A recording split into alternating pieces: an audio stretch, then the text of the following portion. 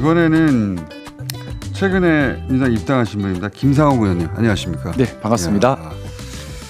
이야, 파란만장했습니다. 한 6개월은 그죠? 네, 뉴스 공장 되게 좋네요. 처음 왔는데 밥도 주시고 바나나도 주시고 커피도 주시고 제가 완전히 아침 먹으러 와도 되나요? 왜냐면 제가 다른 데서 인터뷰하는 거 몇 번 봤거든요. 네네. 네, 말이 굉장히 많으시더라고. 반성하겠습니다. 자, 그 파란만장했어요. 최근 6개월 인생에서 가장 파란만장한 6개월이었죠. 좀 많은 고민을 했던 시간들인 것 같습니다. 예. 제가 그 정규대 대표가 한 방송에서 잠깐 봤는데 국민의힘에 있는 동안 그 최근 6개월 사이에 그 왕따를 당했다.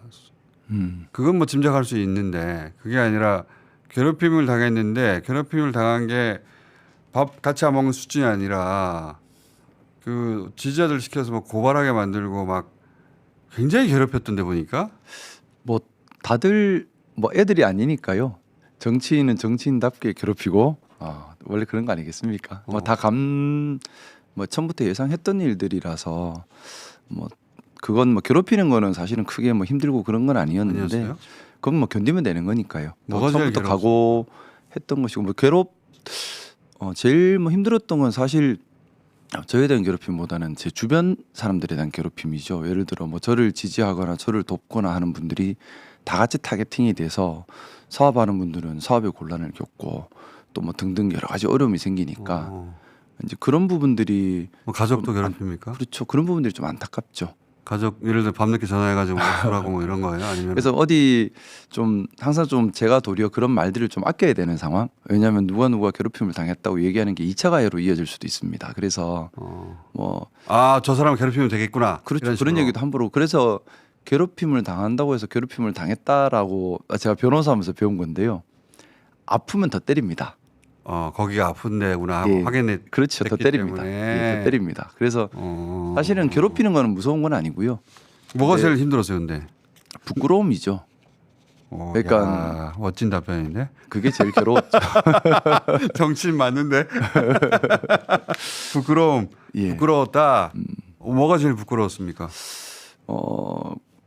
국민의힘이라는 당이 어쨌든 공당이지 않습니까? 공당인데 민주주의를 부인하고 또 헌법 가치를 부인하고 그럼에도 불구하고 반성하지도 않고 반대로 음모론을 펼치고 프레임 공격, 인신 공격, 뒷조사 늘 이런 데만 매달리고 이런 정당을 있으면 제가 정상적으로 바꾸는 게 제 역할이고 의무인데 아무리 노력해도 바뀌어지지 않는 모습 그리고 개선되지 않고 점점 더 극단으로 가는 모습에 제가 제 역할을 못하고 있는 건 아닌가 하는 부끄러움 그리고 또 그런 당에 함께 있으면서 혹시라도 제가 뭐 부안해동하는 것은 없나 하는 부끄러움 그런 부분들이 좀 있었고요. 제일 크게는 뭐 12월 3일 정말로 그런 생각을 했어요? 그렇지 않았으면 제가 이렇게까지 할 이유가 없죠. 사실. 그거 굉장히 그 정도 성찰은 쉽지 않은 건데 자기 성찰은. 뭐 제가 뭐 다른 방송에서도 얘기했지만 사실 멋있으라고 하는 말이 아니고 진짜 그렇게 느꼈단 말이에요? 좀 12월 3일 이후 일들이 저한테 많은 각성을 준 것 같습니다. 그리고 저 편하려고 하면 가만히 있으면 되는 지역구입니다. 그렇죠. 예, 저 편하려고 하면 뭐 이제 국민의힘 일부에서 저를 폄훼하려고 별별 말들을 만드는데요. 제 이익만 노리면 가만히 있으면 되는 지역구예요. 아니 근데 거기 전은수 지역위원장이 예. 그 만만치 않아가지고 편안하진 않았을 거예요. 앞으로도. 그게 뭐 지금 방송에서 드릴 얘기는 아니지만은 지역구의 특징이라는 것이 또 있습니다. 그렇죠. 저도 그때 한 12% 13%로 기억나는데 차이가 났던 것이 지역구의 특징이라는 것이 분명히 있고요. 맞아요. 예, 한 번도 민주당이 당선되지 않은 곳이죠. 기득권이 모여 있는 지역입니다. 제 지역구는 기득권이 모여 있는 지역. 울산의 강남 같은 곳이죠. 그렇죠. 그리고 울산의 여론을 주도하는 곳이고 기득권 카르텔이 기능하는 곳입니다. 좀 독특한 지역이에요. 그래서 사실 뭐 저 입장에서는 정치 오래 할 생각이면 가만히 있는 게 제일 낫습니다. 안 움직이면 되는 지역이죠. 꼭 탈당까지 해야겠다고 결심하게 된 결정적인 사건이 있습니까? 뭐 결정적 사건이라기보다는 점진적으로 올라왔던 것 같아요. 일단 12월 3일 사태를 저는 내란이라고 생각하고 있고요. 네, 내란이죠. 그러면 내란 세력과 기본적으로 같이 할 수는 없는 거죠. 왜냐하면 내란이라고 하는 것이 헌법을 부정하고 민주주의를 부정한 거지 않습니까? 같이 할 수가 없는 거죠. 그러면 같이 한다면 반성하고 제자리로 돌아오겠다는 노력이 있다면 같이 할 수 있는 것이고, 또 제가 당에 소속되어 있다면 당이 그렇게 되도록 만드는 게 제 의무라고 생각을 했습니다. 근데 노력을 아무리 해도 제자리로 되돌아올 수 없다면 같이 할 수 없는 거는, 만약에 내란 세력이고 내란 옹호 세력이고 그리고 정상으로 돌아올 가능성이 없음에도 불구하고 같이 내란 세력에 같이 움직인다면 이거는 울산 시민들에 대한 모욕이고요. 저 스스로도 역사의 부끄러움으로 남는 일입니다. 그래서 12월 3일 이후에 저는 계엄 해제 그리고 탄핵 찬성 그리고 잘못된 것에 대한 진지한 사과와 새롭게 시작하겠다는 다짐, 이런 것들을 계속해서 요구해 왔고, 그것만이 국민의힘이 공당으로서 기능할 수 있는 최소한의 전제다라는 생각 가지고 있었습니다. 문장에 비문이 별로 없네. 문장에 비문이 별로 없고. 봉장사님 이거 이제 빨간 줄로 딱딱 체크하시는 것 같아요. 그러니까 듣는데 문장이 틀렸나? 이렇게. 논리적으로도 훌륭하고 비문도 없고. 그리고 그리고 재미가 없죠. 비문이 있어야 재밌는데. 그리고 만약에 다 진심으로 말씀하시는 거라면 자기 성찰도 대단하고. 근데 무소속에서 그런 일을 할 수도 있는데 이재명이라는 대선 후보를 선택했잖아요. 그건 또 다른 문제 아닙니까? 이재명 후보, 그러니까 상대당에 있었으니까 당연히 이재명 후보에 대해서 이제 색안경을 끼고 보는 건 당연한 것이고, 축구할 때 우리 편이 하면 태클, 이거 상대편이 하면 무조건 똑같은 행위도 반칙으로 보이는 건데, 그래서 이재명 후보가 곱게 안 보였을 텐데 언제 바뀌었어요? 일단 뭐 제가 그동안 말을 했던 걸 보면 아시겠지만은 저는 잘 모르는 상태에서 누구 함부로 비판을 안 해요. 제가 선거할 때도 선거 공약이 네거티브 맡아도 안 합니다. 1번. 저한테 하더라도 고소고발 안 합니다가 2번이었거든요. 마찬가지로 정치활동하면서 누군가를 함부로 잘 모르면서 비난해 본 적은 없습니다. 그래서 국민의힘에 있을 때도 뭐 이재명 후보를 직격해서 비난하거나 한 적은 저는 없었고요. 일하는 게 중요하다고 생각했던 사람이라서. 근데 아무래도 국민의힘에 있다 보니 막연한 게 그 분위기란 것이 있죠. 그래서 좀 부정적 선입견을 가지고 있었던 것도 분명합니다. 하지만 그걸 가지고 제가 뭐 공개적으로 잘 모르는데 비난하고 한 적은 없었고요. 12월 3일 이후에 제가 집중했던 것은 국민의힘이 보수당으로 기능하도록 정상화시키는 데 집중을 많이 했었습니다. 네. 피켓팅도 많이 하셨고. 예. 네. 거기에 제가 할 수 있는, 뭐 당에 있으니까 당을 바로 세우는 게 제 역할이니까요. 그러다가 이제 잘 아시겠지만 4월 말 당의 마지막 충정으로 4대 요구를 했고, 그게 받아들여지지 않으면 거취를 고민하겠다 했는데 결국 하나도 안 받아들여졌어요. 그래서 이제 뭐 말에 책임을 져야 되는 거니까 거취를 걸고 요구했던 것이니까 탈당을, 또 그때 제가 아무리 고민해도 정상적인 보수당으로 다시 돌아올 가능성이 제 눈에는 보이지 않았습니다. 그래서 일단 탈당을 결행을 했고, 보통은 탈당, 지지선언, 입당 연계해서 같이 뭐 주거니 받거니 하는 경우가 많은 것 같은데, 저는 완전히 다 따로 떼서 생각을 했습니다. 철저하게 그때 그 테마에만 집중하자 했습니다. 그래서 탈당할 때는 탈당 테마에만 집중했고, 탈당하면서 중요한 건 이번 21대 대선이지 않습니까? 저는 21대 대선이 가지는 의미를 매우 크게 보고 있습니다. 뭐 많이들 말씀하신 것처럼 내란 세력 척결하는 그런 의미도 분명히 있거니와, 뿐만 아니라 이번에 대통령이 성공한 대통령이 되지 못한다면 저는 대한민국의 존립 자체가 위태받는다고 생각하고 있어요. 중간 언젠가에는 한동훈 전 대표를 지지하는 듯한 행보셨는데, 네. 그죠? 그걸 뭐 저는 사실 12.3 전에는 친윤 친한할 것 없이 다 친하게 지냈습니다. 저는 일하는 게 관심이 있었지 정쟁엔 별로 관심이 없어요. 일 잘하는 게 제일 중요했던 사람이고, 그리고 뭐 선배들 동료들과 싸울 이유도 없고요. 다 친하게 지냈는데, 뭐 계엄 해제 때도 제가 국회에 보내기 전에 국민의힘으로 제일 먼저 뛰어들어갔을 겁니다. 사실 누구 말 듣고 들어간 것도 아니었고요.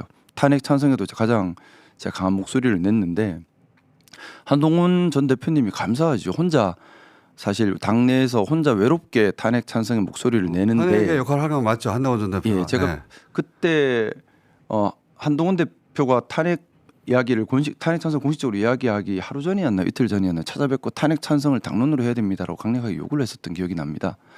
그때 사실 저는 너무나 그런 바람이 많았는데 당내에서 아무도 동조를 안 할 때 한동훈 대표가 탄핵이 필요하다 얘기를 해주셨기 때문에 저는 너무 고맙죠. 근데 그 이후에 사실 조금 개인적으로는 저한테 그래서 고맙고 참 좋은 사람이라 생각을 하는데 그것과 별개로 나라의 지도자로서 적합한가에 관해서는 좀 제가 실망하는 부분들이 좀 많이 있었습니다. 어떤 첫 번째는 12월 14일 이후에 대한민국이 심각한 사회 갈등 국면에 접어들었을 때 책임 있는 정치인이라면 당연히 해야 될 역할, 언행 이런 부분들이 없었죠. 도리어 이 이후에 당내 경선이 이루어지면 어떤 캐처시 나는 게 유리할까를 미리 포석 두고 움직이는 것이 많았고 특히 탄핵 반대 집회가 광주 금남로에 있었는데 그때 너무 모욕적인 얘기들 유족들에게 하셨어요. 저는 단 하루도 견디기 어려운 잘못이라고 생각을 해서 당연히 가서 거기에 대해서 사과드리고 바로 잡아야 한다는 생각이었는데 이제 그런 생각에 대해서 도리어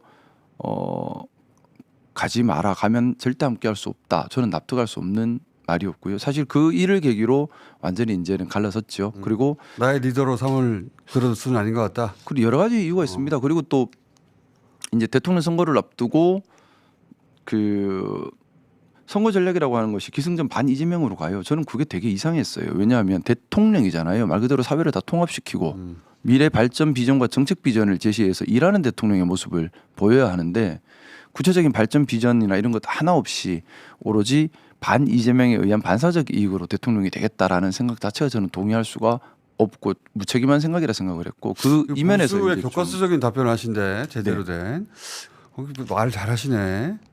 저는 다른 방송에서는 말이 많다고 느꼈는데 네. 많기도 하지만 말을 정확하게 잘하시네. 네. 인상적입니다. 되게 부끄럽습니다. 뭐 해야 되죠? 인상적이에요. 네, 그 점은. 그리고 또 그 이면에서 아쉬운 점이 있었어요. 뭐냐면 사실 정치 검찰의 문제가 대한민국에 심각한 문제가 돼 있지 않습니까? 이게 좀 더 본질적으로 보면 진영 논리에 침착한 비겁한 정치가 대한민국에 너무 오래 자리 잡았던 거예요. 자, 서로 너무 길었고 그래서 이재명 후보는 어떤 점에서 저 양반이면 내가 당선을 위해서 뛰어도 좋겠다는 생각을 하신 거예요. 제가 그래 탈당하면서 공식적으로 얘기를 했습니다. 일단 저를 믿고 따라주시는 지지자분들이 상당히 많이 계시고 특히 보수 지지층에서 그분들께 지금 이번 21대 대통령 선거는 매우 중요하기 때문에 책임 있는 의견 전달을 하는 것도 책임 있는 정치인의 의무라고 생각을 했습니다. 그래서 정당과 진영 이런 걸 다 떠나서 21대 대통령이 반드시 갖춰야 할 자질과 이런 것만 가지고 누가 대통령이 되는 것이 적합한지만 일주일 후에 정말 면밀히 연구하고 말씀을 드리겠다라고 선언을 했고요. 그 일주일 동안 저대로는 최선을 다해 연구를 했습니다. 연구를 하고 검증을 하고 하는 과정을 거치니 일단 그 과정에서 이재명 후보에 대한 기존에 가지고 있던 부정적 선입견이 대부분 오해였구나라는 걸 알게 되고 참 미안한 생각이 들더라고요. 공부를 해봤더니 상당 부분은 과장되고 어떤 자료로 공부하셨길래 그걸 또 금방 하셨어요? 뭐 나와 볼 수 있는 건 다 본 것 같아요. 기사나 유튜브나 아니면 직접 만나 뵙고 싶었는데 그런 기회는 되지 않아서 이쪽 저쪽의 자료를 다 보게 됐다. 예, 사람들 뭐 탐문도 많이 하고요. 또 이제 뭐 그 변호를 맡고 있는 변호사님한테도 말씀을 좀 듣고 사건 관련 얘기도 듣고 쭉 들어보니 제가 많이 오해하고 있었던 게 한쪽 얘기만 많구나. 들었구나 그동안은. 예, 그런 생각을 좀 했고 그리고 나서 객관적으로 지금까지 일하셨던 성향, 일한 결과 일은 뭐 잘했죠. 항상. 그런 것들 보고 또 유세하시면서 하셨던 말씀들 다 검증을 해보니 깜짝 놀란 것이 제가 평소 가지고 있던 생각과 거의 완전히 같았습니다. 그래서 그 부분이 깜짝 놀랐고요. 갑자기 본인을 또 끼워 넣으시네 여기. 아유 진짜 그런 생각이 있었고 어떻게 이렇게 생각이 같을 수가 있을까로 깜짝 놀랐던 부분들이 있었고 그리고 그러면서 뭐 제가 생각하는 21대 대통령이 해야 될 역할이라는 것이 있습니다. 거기에 가장 충실하다라고 판단을 그런 해서 판단을 한 다음에 이재명 후보를 만난 거예요? 그렇죠. 그래서 제가 생각하는 21대 대통령이 해야 될 역할이라는 것이 당연하겠지만 일 잘하는 대통령이어야 돼요. 왜냐하면 지금 국가 과제라고 하는 것이 너무 많거든요. 쌓여 있는 과제들, 더 이상 미룰 수 없는 과제들. 거기다가 뭐 AI 혁명 이런 것들에 선도적, 통제적으로 대응을 할 수 있어야 되고. 그래서 보수의 기능, 진보의 기능을 아우를 수 있어야 하는데 뭐 지금 후보들 중에는 유일하게 그것을 해낼 수 있는 분이라고 생각합니다. 직접 만나보니까 어때요? 공부한 것과 직접 만나본 것에 간극이 있습니까? 거의 같은 것 같아요. 제가 판단을 잘했다는 생각입니다. 그러니까 말씀 유세하시는 것도 제가 지금 하나하나 다 챙겨 듣고 있는데 정말 많은 고민을 하시고 많은 준비를 하셨다는 생각이고 제가 많이 배우고 있습니다. 나이로 보면 이준석 후보를 가깝게 여길 수도 있는데 이준석 후보는 아닙니까? 저는 진영으로 보수 진보 나누는 것에 대한 거부감이 강합니다. 보수든 진보든 기능과 역할로 얘기하는 것이고 그러면 제가 추구하는 참 민주 보수의 기능과 역할을 누가 더 하고 있느냐를 봤을 때는 이준석 후보보다는 당연히 이재명 후보가 그 기능을 더 많이 해오고 있어요. 사회의 안정적인 틀을 지키고 민주주의 지키고 법치주의 공정사회 추구했던 모습들은 이준석 후보보다는 이재명 후보 쪽에서 훨씬 더 많이 나타나고 있고 실질적으로 그 기능을 하고 있습니다. 그러면 누가 더 진짜 보수인가를 얘기했을 때 이준석보다는 이재명 후보가 더 보수의 기능을 하고 있는 거죠. 그러니까 답이 잘 준비돼 있어요. 아주. 자, 우리 김상호 의원님 제가 네네. 한 두세 번 더 모셔야 되겠는데? 자주 불러주십시오. 아니, 자주는 싫고요. 좀 말이 말씀 너무 좀 많아가지고. 근데 많이 듣고 싶어요. 몇 번 더 모셔야 될 것 같아요. 대선 끝나기 전에 네네. 그 대부분의 사안에 대해서 자기 생각이 정리돼 있으신 분이네요. 보니까. 그런가요? 감사합니다. 지금까지 생각 많이 하고 살겠습니다. 야, 지금 불교 본부장 맡으셨죠? 네, 종교는 원불교인데 불교 본부장 원불 됐습니다. 불교도 종교인 것 같아요. 저는 종교에 대해서는 사실은 거부감 없이 다 좋아해요. 왜냐하면 제가 한때 출가를 꿈꿨던 사람이라 출가를 불교로 출가하려다가 그 다음에 원불교 교당에 한 반년 넘어 또 얹혀 살고 또 교회 그 성경 공부도 하고 나름 종교에 관심이 되게 많았었습니다. 그래서 종교 자체를 참 좋아해요. 잘못 풀렸으면 큰일 날 뻔했다. 예? 부모님도 출가를 허락해 주셨는데 마지막 순간에 부모님도? 예. 그래 너는 출가하는 게 맞겠다 그렇게 했다고요? 예. 제가 그때 대학교 1학년 때인가 2학년 때인가 그래 출가하고 싶으면 해라 허락해 주셨는데. 그건 독특하다. 부모님이 보통 반대할 수 있는데 너는 제가 고집이 센 걸 아시거든요. 너는 그게 맞다. 그러니까 부모님께서 제가 어떤 판단이든 좀 믿어주시는 편입니다. 왜냐하면 제가 어떤 언행을 할 때에 저 스스로는 신중하게 생각을 많이 안 틀리려고 애를 많이 써요. 그만 얘기하세요 이제. 재미가 없습니다. 아니, 이렇게 시작하면 한도 끝도 없이 나오시는 분인 것 같은데 어쨌든 제가 이 대선 국면에서 김상호 의원한테 들어야 될 내용이 있겠다. 네. 하는 게 있을 것 같아요. 얘기하다 보니까. 네. 이거는 저쪽 동네 이야기니까 이분하고 얘기하는 게 좋겠다. 그런 틀림없이 한두 개 있을 것 같거든요. 네. 그때 다시 한번 보실게요. 지금은 없으세요? 지금은 너무 많이 얘기했어요. 별로 얘기 안 했는데요. 의원님은 진짜 얼마나 많이 저 얘기했냐. 밖에서 1시간 기다렸어요. 보통 제가 1시간 기다렸는데 보통 몇 개 묻고 끝내는데 답변도 길어서 중간에 안 끊고 잘 들었거든요. 저 1시간 기다렸는데. 알겠어요. 다시 의원님 오늘 돌아가시고요. 예. 이 정도면 많이 말하실 겁니다. 엄청나게. 감사합니다. 자, 불교 본부장이고 만약에 그때 출가했고 그래서 출가 이후에 또 여러 종교 돌았으면은 의원님은 점집 열었을 것 같아요. 아니요, 저는 그러지는 않았을 것 같아요. 그보다는 그만하세요 이제. 공정장님 그 다음 이야기는 다음에 모셨을 때 다음에요? 하기로 해요. 네, 알겠습니다. 자, 최근에 이재명 후보 지지 선언하고 입당한 김상호 의원입니다. 이런 분인지 몰랐습니다. 다시 모시기로 하겠습니다. 감사합니다. 감사합니다. 고맙습니다.